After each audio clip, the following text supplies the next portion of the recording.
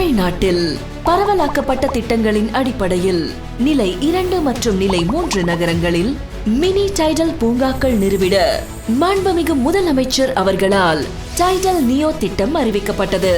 அதன்படி tidal neo Villupuram, Salem, Thanjavur, Thoothukudi, Tiruppur, Vellore மற்றும் காரைக்குடி ஆகிய 7 பூங்காக்கள் திறந்து வைக்கப்பட்டு வெற்றிகரமாக இயங்கி வருகின்றன.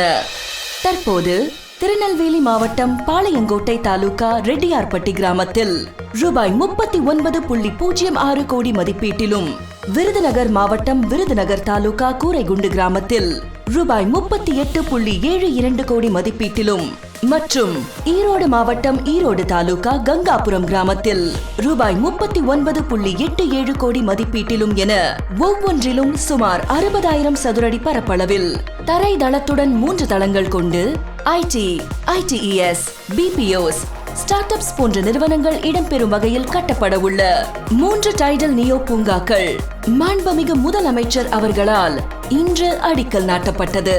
இக்கட்டடங்கள் ஒவ்வொன்றிலும் 600 தகவல் தொழில்நுட்ப வல்லுநர்கள் பணிபுரியும் வகையில் குளிர் சாதன வசதிகள், ஒருங்கிணைந்த கட்டிட மேலாண்மை அமைப்பு, 24/7 பாதுகாப்பு வசதிகள் ஆகியவற்றை உள்ளடக்கிய அதிநவீன வசதிகள் ஏற்படுத்தப்பட உள்ளது.